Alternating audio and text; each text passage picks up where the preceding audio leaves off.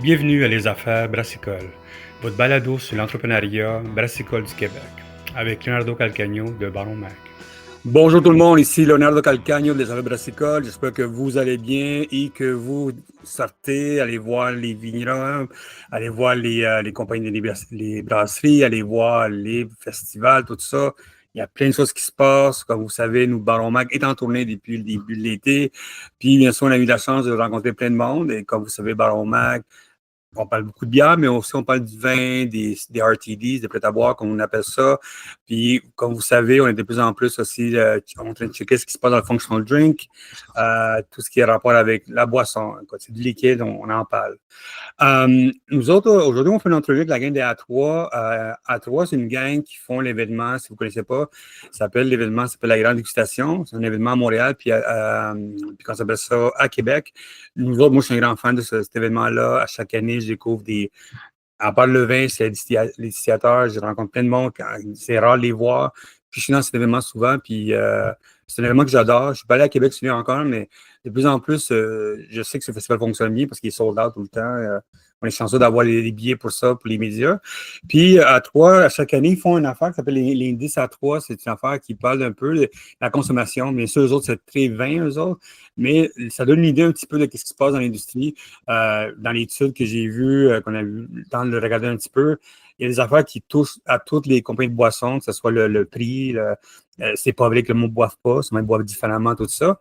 Puis, on veut parler aujourd'hui avec Catherine Lessard, qui est DG de A3, qui est bien content de la rencontrer, parce qu'on va parler un petit peu de cet indice-là, puis en parler un petit peu de qu'est-ce qu'on peut faire avec ça, parce que c'est bon la théorie dans l'histoire, mais est-ce qu'on peut, ça peut nous aider à nous autres comme business, comme fournisseurs, tout ça, à vendre mieux, peut-être à mieux comprendre notre consommateur, peut-être arrêter de faire de la cochonnerie puis faire des bons produits. Souvent, c'est un gros problème, cette affaire-là.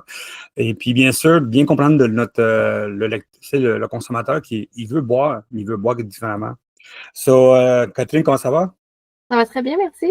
Écoute, comme je dis, je suis bien content on puisse parler enfin.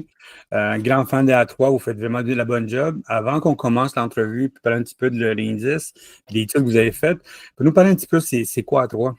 A3, c'est une association qui regroupe plus que 80 agences, agences qui représentent tout ensemble, ces agences-là, ça représente plus que 90% des produits qu'on retrouve à la SAQ, puis plus que la moitié des importations privées aussi sur notre marché.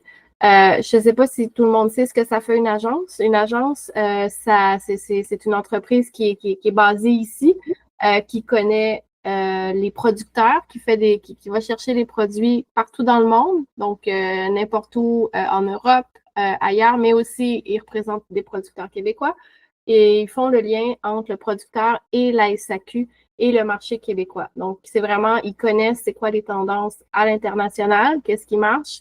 Ils les amènent ici au Québec et ils s'assurent aussi de bien les promouvoir auprès de notre marché. Donc, ils connaissent aussi les consommateurs québécois, puis ils savent aussi comment ça fonctionne la SAQ. Donc, c'est vraiment un lien entre le marché à l'international et les produits qu'on retrouve ici. Puis au Québec, ben, ils sont aussi les ambassadeurs de ces produits-là. Ils font la promotion de ces produits-là. Ils les font connaître aux consommateurs. Ouais, puis ils travaillent très fort parce que là, je sais que j'ai des amis dans les agences, dès que je travaille avec, je parle beaucoup souvent avec eux autres, puis à chaque fois que les SAQ fait un petit changement, c'est beau courriel qui apparaît, plein d'affaires. Je sais, moi, j'ai vécu en Espagne, j'ai vécu un peu en Italie, puis aux Pays-Bas. Je sais quoi la différence, distribuer de l'alcool au Québec, c'est difficile, même au Canada en soi. Puis je sais qu'ils font une bonne job. Puis c'est une job difficile qui est changeante tout le temps avec tout ce qui se passe maintenant. Je donne beaucoup de ma sympathie à ce monde-là travaille avec des mages vraiment petites en plus pour amener du vin impressionnant ici. Comment va l'industrie de l'agence de vin au Québec? Ça va bien. On est évidemment quand même dans une période où on voit des défis qui se profilent à l'horizon. Puis c'est pas juste au Québec qu'on les voit, ces défis-là. Là. Ouais. On voit une légère baisse de consommation. Puis on l'a vu dans le rapport annuel de la SAQ qui a été publié récemment. Là, on est en recul de 3% des ventes. C'est sûr qu'on sort d'une pandémie, on sort d'un moment qui a été particulier. Fait qu'on va se rééquilibrer. Mais il y a quand même beaucoup de messages qui nous font croire que les gens veulent, comme tu disais en début d'entrevue, consommer mieux. Pas nécessairement vraiment énormément moins, mais vraiment, ils sont de plus en plus avisés, puis ils connaissent de plus en plus les produits, ils sont vraiment éduqués, les gens, ils sont informés. Donc, c'est vraiment important pour les agents, c'est d'offrir des produits d'une extrême qualité, puis de très bien informer les consommateurs sur ces produits-là. Oui, parce que moi, nous autres, on est grands fans du magazine VinePair aux États-Unis, puis c'est avec eux autres qu'on avait parlé de les nouvelles études des jeunes qui boivent. Puis c'est avec eux autres qu'on discutait l'affaire de que le monde boive, ils continuent à boire tout ça, ils veulent pas boire de la cochonnerie. Ça, c'est là quelque chose qui est number one. C'est pas écrit comme ça, mais c'est écrit pas mal ça, tu sais. Et on voit ça, nous autres, dans le côté de vin, la bière, puis le fort, ça. Vous autres, dans tout ça, comment vous voyez votre place dans l'éducation? Parce que le problème avec le vin, puis n'importe quel alcool, c'est avant la pandémie, le monde a dépensé beaucoup. Il y avait comme une grande. Disons que le monde pouvait dépenser 150 $ par mois, par semaine, disons, puis maintenant, ils dépensent 25 $. Maintenant, ils choisissent ce qu'ils veulent. Comment on fait pour éduquer le monde, pour que le monde boive, que vous envoyez, tu sais, avec toutes les importations qui existent, tout ça? Comment vous faites tout ça pour que ça continue à avoir quelque chose de. Puis que ce soit payant pour une agence, hein? Ben, je pense que c'est sorti de notre indice A3 qu'on a fait, là. Je pense que c'est l'humain qui fait toute la différence. C'est vraiment le contact humain. Puis tu parles d'événements, il y a des festivals de vin, la grande dégustation de Montréal, des occasions de rencontrer ceux qui font les produits, mais aussi les agents qui les représentent, qui connaissent très bien leurs produits. Puis les gens, c'est vraiment un des éléments qui les allume, c'est de pouvoir rencontrer ces gens-là, avoir ces conseils-là, parler des produits, puis de comprendre comment c'est fait. Ça, c'est un des éléments qui est super le fun pour les agents de pouvoir faire ça. Mais aussi, les consommateurs sont vraiment attirés par cette relation-là au niveau de l'achat de produits. Je pense que c'est pas un produit qui est ordinaire, l'alcool, là, que ce soit la bière, les vins, les spiritueux, mais c'est vraiment le côté humain derrière les produits qui est important. Puis le conseil, puis raconter l'histoire du produit, parler de comment c'est fait, de mettre un visage aussi des fois derrière les produits. Ça, c'est vraiment des éléments qui amènent une magie autour de ces alcools-là. Mais on a remarqué ça, il y a comme on a vu des autres études aussi que disant que le côté comment on appelle ça, le monde qui se prennent peut-être des photos, tout ça, qu'on appelle on appelle ça le monde, j'ai oublié le nom. Mais ça, là, c'est tout le monde qui était avant, qui faisait de la promotion en ligne, tout ça, ça ne fonctionne pas vraiment, tu sais. Instagram fonctionne un petit peu, mais comme tu dis, le contexte humain, il est très. Les influenceurs. Les influenceurs, c'est pas si payant que ça. On a des études là-dessus, que c'est vraiment le côté comme une invitation dans un bar, une invitation dans des événements comme le vôtre, tout ça. Est-ce que tu vois que les agences commencent à de moins en moins utiliser les utilisateurs vers le côté plus humain? Que tu vois, moi, tu sais, comme on parlait de papier, le journal qu'on publie chaque année, nous, on est sold out tout le temps, malgré le côté numérique. Est-ce que tu vois qu'il y a encore sa place à 100% l'influenceur? Ou c'est vraiment de plus en plus, il faut aller vers le consommateur?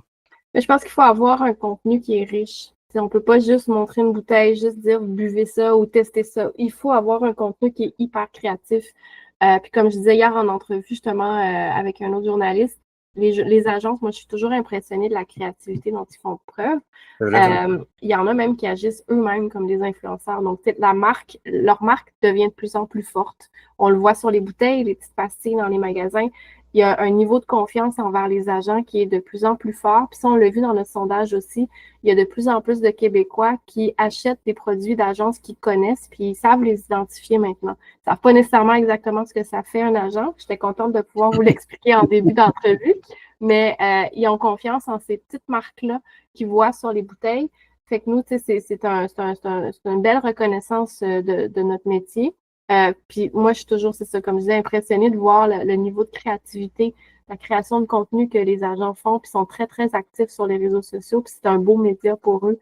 Puis c'est sûr qu'il y en a aussi qui ont des partenariats avec des influenceurs. Puis l'important, je pense que c'est vraiment d'avoir du contenu de qualité puis du contenu original. Puis bien sûr, moi, je vois beaucoup de plus en plus d'agences, man, comme tu dis, avec le petit logo, man. Moi, je suis fan de ce logo-là parce que je sais que c'est la qualité. Ouais. Je suis surpris qu'il n'y en a pas plus de monde que ça. Dans l'étude, pour nous un petit peu parler un petit peu là, de l'étude que vous avez faite, vous savez, je pense, l'indice édition 2025, c'est quoi là, les gros points de cette étude-là? Tu sais, nous autres, c'est sûr qu'il y a quelque chose que le prix, qualité du produit, Ouais. c'est pas 100%. On sait que les prix, c'est ce qui s'en vient, puis tout ça, mais c'est quoi la fois que vous êtes plus surpris en arrière de ça? Ben, oui, évidemment, tu parles de prix, la qualité. Le prix, je veux juste le préciser, je pense pas que les gens cherchent quelque chose au plus bas prix. Non, non. Pour eux, ce qui est important, c'est vraiment d'avoir comme dans tout élément qu'on consomme, on sait à l'avance quel budget on veut déployer pour l'acheter. Fait que le prix, c'est la tranche de prix qu'on est prêt à payer. Ensuite vient la qualité. Il y avait l'origine qui a été ajoutée aussi. Puis après ça, c'est évidemment le conseil humain. Fait que, comme je disais plus tôt, le conseil, c'est vraiment l'humain qui fait toute la différence. Les gens veulent consommer mieux. Quand on parle de consommer mieux, justement, c'est qu'ils vont regarder beaucoup les étiquettes, savent lire les étiquettes maintenant, les gens. Ils regardent des éléments qu'ils regardaient moins avant. Le taux d'alcool, les taux de sucre, ils regardent si c'est bio, ils regardent si c'est nature. Ils sont vraiment informés. Fait que tous ces éléments-là, c'est important de les avoir. Puis ce qu'on a constaté aussi dans les résultats de notre indice, évidemment, c'est la 2e édition. Fait que c'est relativement stable. Il n'y a pas de grands revirements, mais on voit aussi que les gens sont curieux. Puis plus il y a une offre diversifiée sur notre marché, plus ils sont curieux puis ils ont envie de découvrir des nouvelles affaires. Fait que, ça nous motive, nous, comme industrie aussi, à continuer de prôner l'idée que sur notre marché, ça prend une offre diversifiée. Puis c'est vraiment ça la richesse de notre marché au Québec. Au Québec, c'est unique. Hein? Je ne sais pas si tu parlais de peut-être pas comparable avec ton expérience aux États-Unis, mais en Europe, quand on va en France, quand on va en Espagne, on retrouve majoritairement des produits de la région où on se trouve. Ouais. Au Québec, puis dans d'autres provinces au Canada aussi, là, mais au Québec, on a vraiment une offre de produits de partout dans le monde. On a des produits à tous les prix, puis partout au Québec, ça. Fait que c'est vraiment unique. Fait qu'il y a une super belle offre de produits locaux, évidemment, mais il y a aussi une super belle offre de produits importés. Puis ça, nous, on y tient, puis c'est confirmé par le fait que les consommateurs québécois ont soif de découverte, puis plus il y a de produits qui leur sont offerts, plus ils sont curieux de découvrir des nouvelles affaires. Puis évidemment, au niveau de la curiosité, c'est ressorti beaucoup au niveau des plus jeunes. Donc ça, c'est la clientèle de demain. Donc, importance encore plus de justement prôner cette diversité de l'offre-là au Québec. Est-ce que c'est des clientèles jeunes? Comment tu fais pour pénétrer ce marché-là? Parce que est-ce que c'est les autres, tu t'en vas avec la canette, tu t'en vas avec le spritz, le sangria comme ça, ou c'est vraiment avec un vin à un bon prix? Parce que je sais que vous parlez un peu des rabais, il faut voir les rabais, tout ça. Comment on fait pour aller chez ces jeunes-là? Parce que la discussion qu'on a souvent avec des autres des compagnies comme ça, c'est comme on a besoin de sortir des produits qui sont pas si payants, mais que ça peut amener à accrocher du monde à long terme. Tu sais. Il y a des compagnies comme Boréal qui ont lancé des prêts-à-boire, mais c'est un prêt-à-boire que personne ne sait que c'est des prêts-à-boire qui vont aller chercher une clientèle plus loin, plus tard, dans disons, 5-10 ans. Puis souvent, on appelle ça des loss leaders, souvent, ça va être des produits qu'on va lancer pour ça. Est-ce qu'on va chez ces jeunes-là avec des canettes, avec du monde, avec un vin, avec un design plus funky pour eux autres, parce que le vin, vous savez, le design a changé beaucoup. Je rappelle quand j'étais jeune, le vin, un peu comme le vin quand j'étais jeune, c'est un peu comme la bouffe biologique, c'était lait au bout, tout ça. Puis t'as un coup, le tofu, il est beau, tout est fou, puis tu vois, le vin change. Ça. Comment on fait pour aller chercher cette jeunesse-là, tu sais, en arrière de ça? Ben, en fait, je pense que ça n'a pas nécessairement énormément changé. Puis moi aussi, je me souviens, là, quand j'étais plus jeune, je testais des nouvelles affaires, j'étais attirée par des packaging qui étaient attrayants. Puis c'est sûr que je découvrais graduellement le vin, mais tu sais, on a tous commencé par des prêts à boire, des bières dans des soirées avec des amis, tout ça. Puis graduellement, le vin est arrivé. Fait que je pense pas qu'il y a un énorme changement.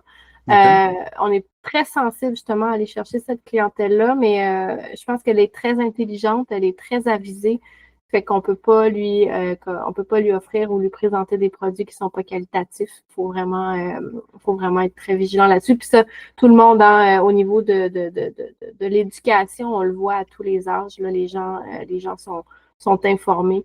Ils savent justement, comme on disait, lire les étiquettes, les taux de sucre, taux d'alcool. Fait qu'il faut bien les orienter, il faut bien communiquer avec eux autres. Moi, là, dans les titres que j'ai vus, c'est la fois que tu disais que le monde se sont intéressés à le côté biologique, tout ça. Je suis un peu surpris en arrière de ça parce que, tu sais, je suis allé à l'affaire de Raw Wine. Raw Wine, c'est très biologique. Ça commence à faire beaucoup de plumes, le Raw Wine, à cause de la réputation que ça sent ça sent, les affaires, le soulier mouillé, des affaires comme ça. C'est très biologique. Je sais, je sais pas que c'est. Puis cette année, l'année passée, on était à Raw Wine à Montréal.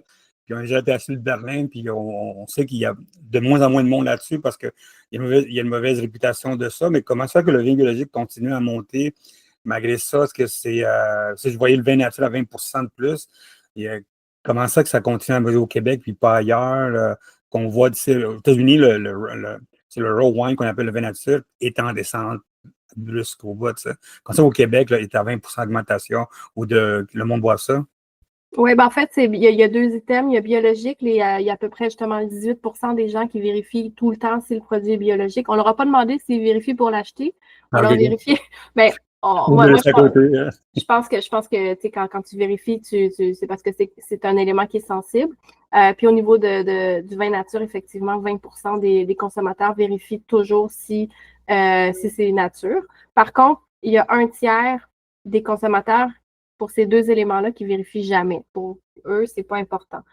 Quand on parlait de vin bio puis vin nature, c'est deux. Je pense qu'il faut préciser que c'est deux choses. Puis au niveau du vin nature, je pense qu'il y a tellement de. C'est pas un type précis de produit. Je pense que c'est une façon de faire et je pense qu'il y a énormément de vignerons. Il y a beaucoup de vignerons qui le font.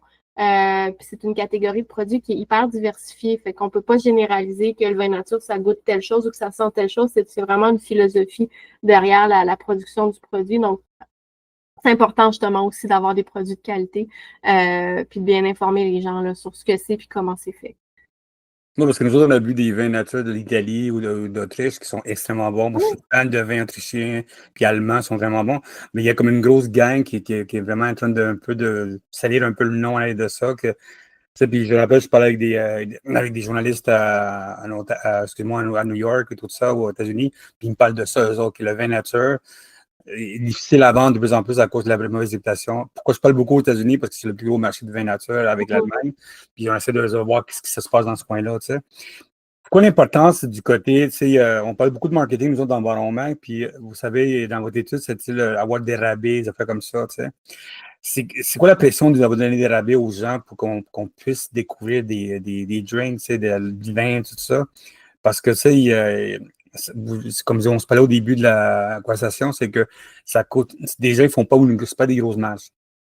Déjà, comment le rabais, c'est important, mais tu sais, déjà, avec la code de SAQ, le code de distribution, ça fait comme ça. Comment on peut continuer à préciser ça, la réduction? Parce que moi aussi, j'achète des affaires en réduction. J'ai mes vins que j'aime beaucoup. Mais comment on fait pour poursuivre la croissance d'une compagnie à coup de rabais comme ça? Il y a des bons rabais tout le temps quand tu t'en vas à la SAQ.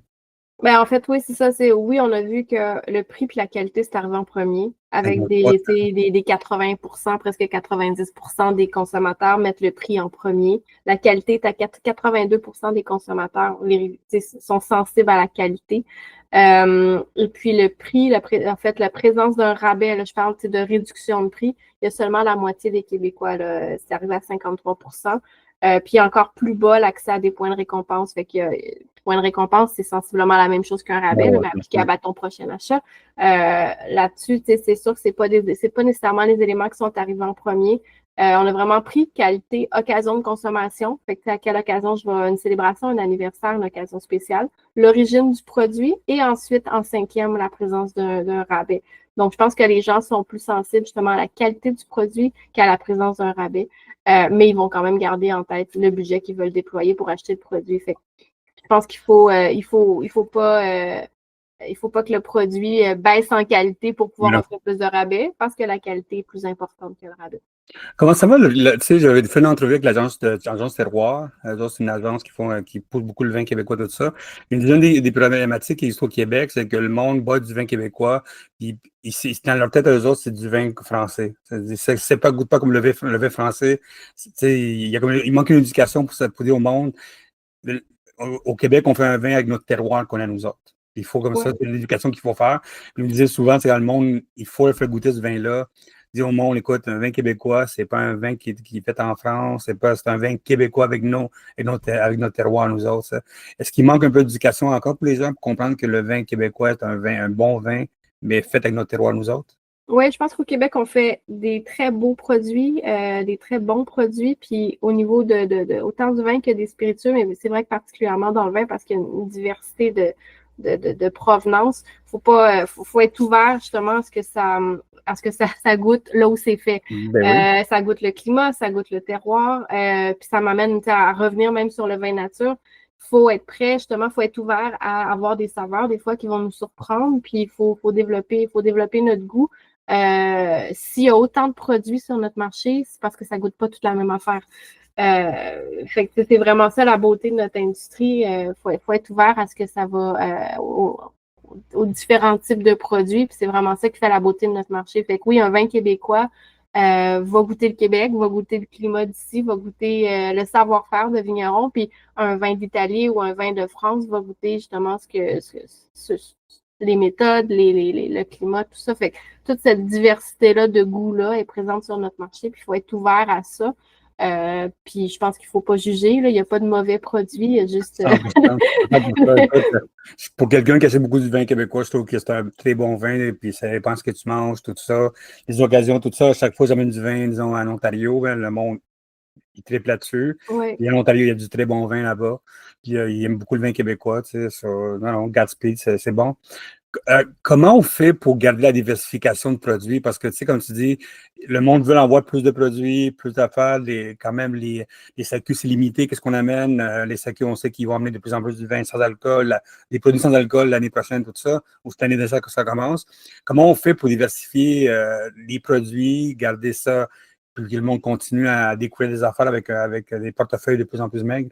Ben, je pense qu'il faut les faire goûter. Puis des occasions comme la grande dégustation ou d'autres événements là, où le producteur ou l'agent ou le vigneron sont en face justement de leur client final, peuvent leur parler des produits. Ça va continuer de développer le goût des Québécois pour que le Québécois puisse après ça faire comprendre au niveau du trade ce qu'il veut. Je pense que le consommateur québécois a quand même un grand pouvoir sur ce qu'on va avoir comme offre de produits. Ah ouais? Donc, il faut développer ce goût-là, il faut démystifier ou des fois expliquer les choses, parler des différentes catégories, démystifier justement le vin nature, démystifier peut-être les bulles, donner des idées aussi. Il y a pas tel type de produit n'est pas nécessairement dégusté avec tel plat. Je pense qu'on peut être créatif, puis c'est toute cette influence-là qu'on peut avoir, puis cette inspiration-là qu'on peut donner aux Québécois pour sortir de leur zone de confort, tester des nouvelles provenances de produits.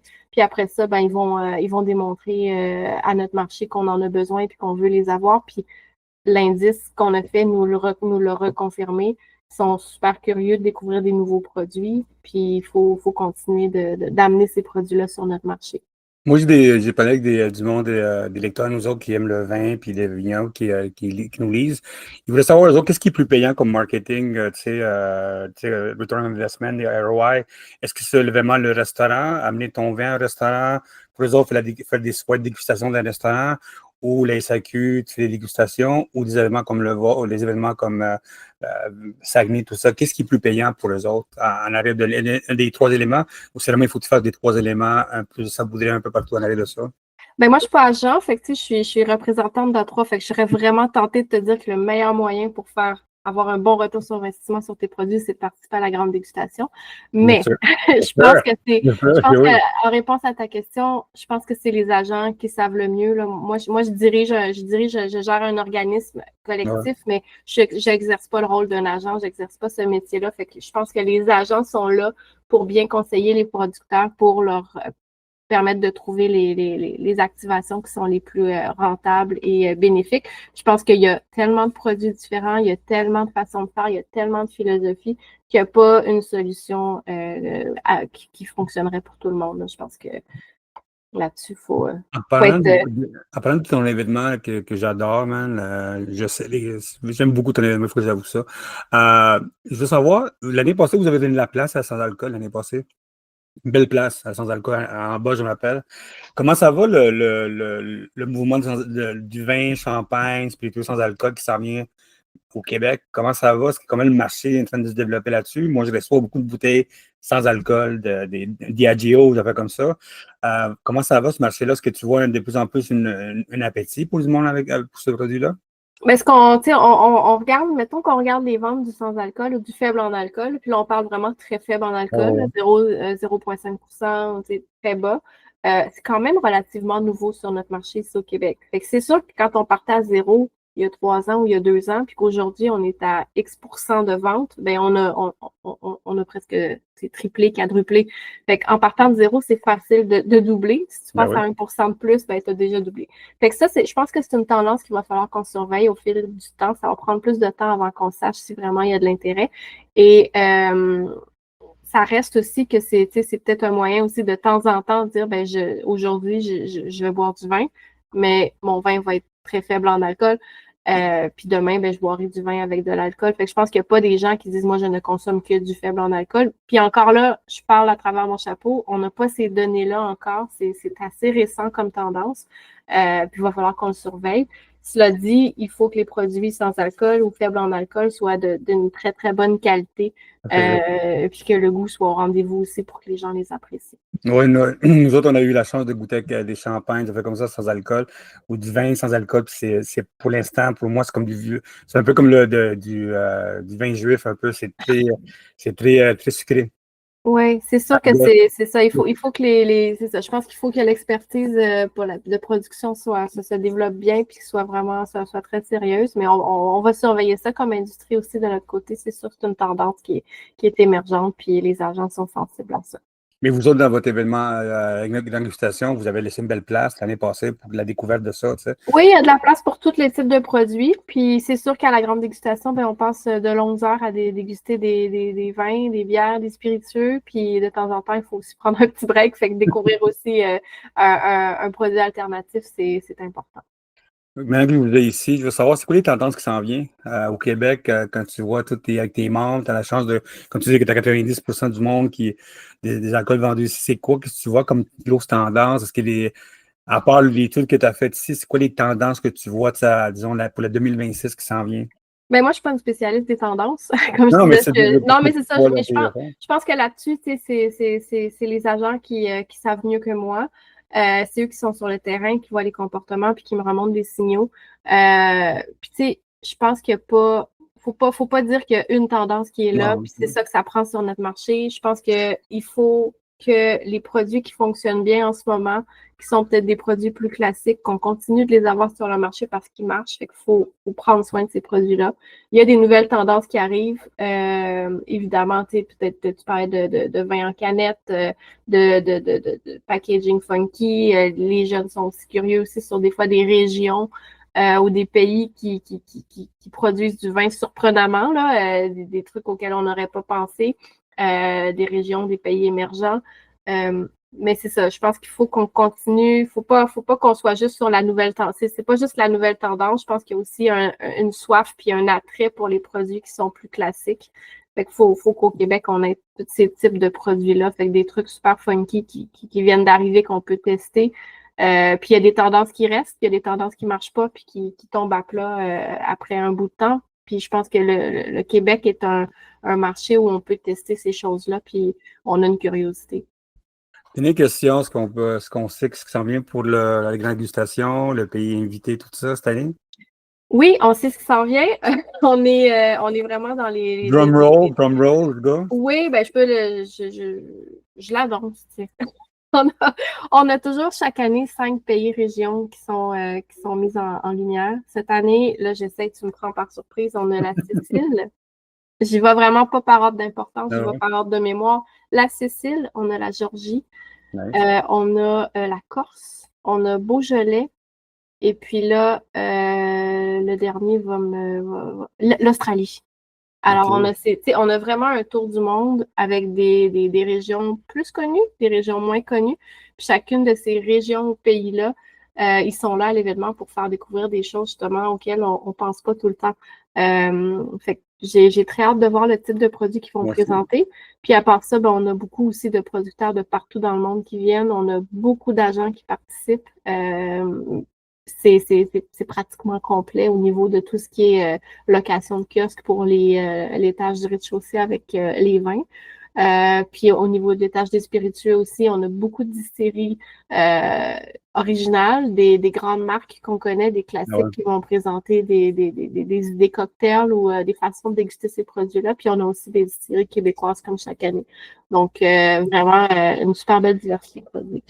Ben, excellent. Ben, écoute, moi j'ai beaucoup aimé vos vins des pays arabes, libanais, tout ça. J'avais connu ça, c'était vraiment intéressant. J'ai hâte d'avoir des vins d'Arménie. Quelqu'un m'a dit que les vins arméniens sont sont très intéressants. C'est les vins qu'on faisait dans le temps soviétique. Supposément qu'ils ont une grosse industrie vinicole là-bas. Ça, c'est quelque chose que j'aimerais beaucoup goûter à ça. Écoute, Catherine, merci beaucoup pour ton temps. J'ai bien hâte de voir ce qui s'en vient. Merci beaucoup de parler de l'étude. Bien sûr, Baron Mag, on a l'étude déjà en ligne. Le monde m'a demandé plein de questions là-dessus. Puis bien sûr, on se parle dans pas long. Puis merci beaucoup pour votre temps. Merci beaucoup. Merci d'avoir partagé l'indice aussi. Puis merci de nous avoir donné l'opportunité de parler de ce qu'un agent fait, de nos membres, puis de tout ça. Puis on se voit au mois de novembre. 6, 7, 8 novembre. Tu vois, j'ai plein d'informations en plus déjà. On se prendra un verre ensemble. Excellent.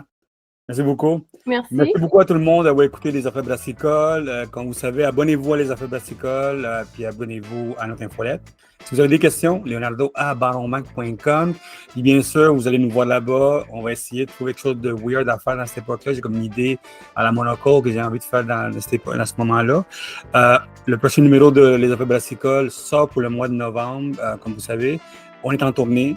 Si vous avez des questions, envoyez-moi un courriel. Puis on va laisser toute l'information pour si vous avez des questions pour A3 ou bien sûr pour l'événement qui s'en vient. Merci beaucoup et à la prochaine.